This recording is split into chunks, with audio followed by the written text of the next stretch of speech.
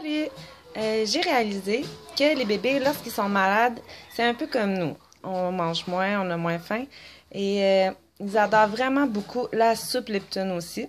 Et le fait que ça soit salé, je pense que ça l'aide aussi pour la gorge. Comme ils ne peuvent pas gargariser de l'eau avec du sel pour se désinfecter la gorge, le fait qu'ils boivent le bouillon de la soupe Lipton, qui est tellement salé, ça l'aide beaucoup. Moi, mon enfant, en tout cas, ça l'a vraiment beaucoup aidé. Et vu qu'elle avait pas beaucoup faim et que je lui ai fait du poisson pané, que j'ai fait moi-même.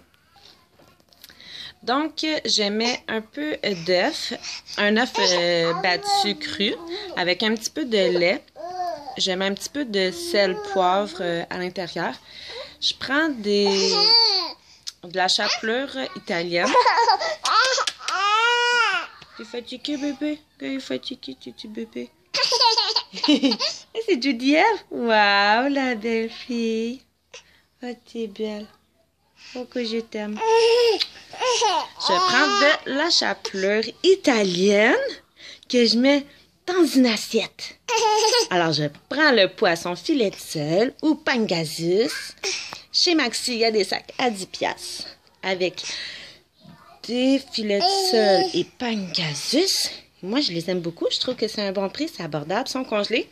Donc, quand ils sont en congèle, quand on en a besoin, on a juste à les faire décongeler. Et une soirée au frigo. Et le lendemain soir, on peut l'utiliser. Si tu veux pincer, vas-y, pince. Et ensuite, on prend le filet de sel décongelé. On le met dans notre mélange d'œufs, sel, poivre. On recouvre bien le poisson cru. Ensuite, on le met dans l'assiette de panure. Et on va mettre la chapelure des deux côtés du poisson. Salut mon cœur, ça va? Pour que le filet soit recouvert au complet de la panure, on met un poêlon à feu moyen avec de l'huile végétale, comme au moins un bon fond, là, je dirais, pour que tout le fond soit recouvert. Là.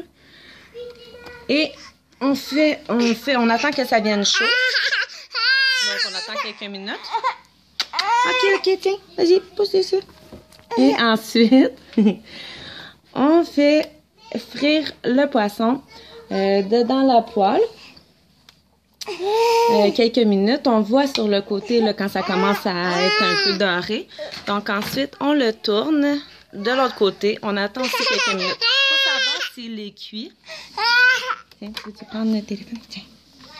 Pour savoir s'il est cuit, ce qu'on peut faire, c'est simplement avec notre spatule, le casser en deux. Si ça se casse facilement, c'est que ça veut dire que c'est cuit.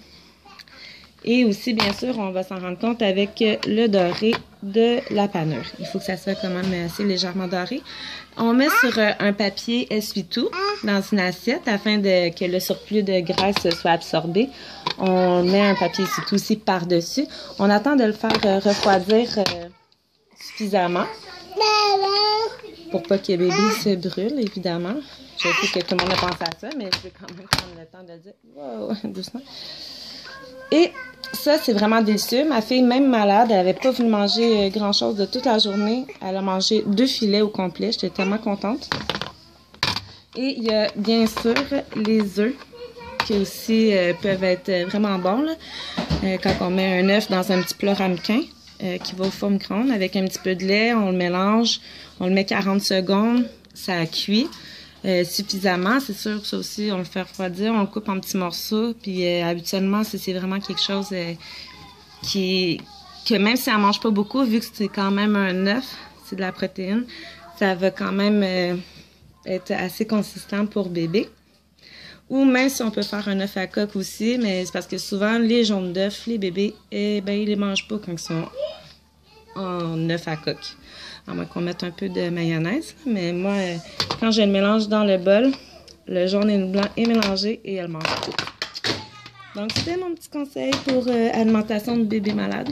Donc, c'est sûr que la soupe Elle adore ça, le poisson et les cocos. Bonne journée! Oups.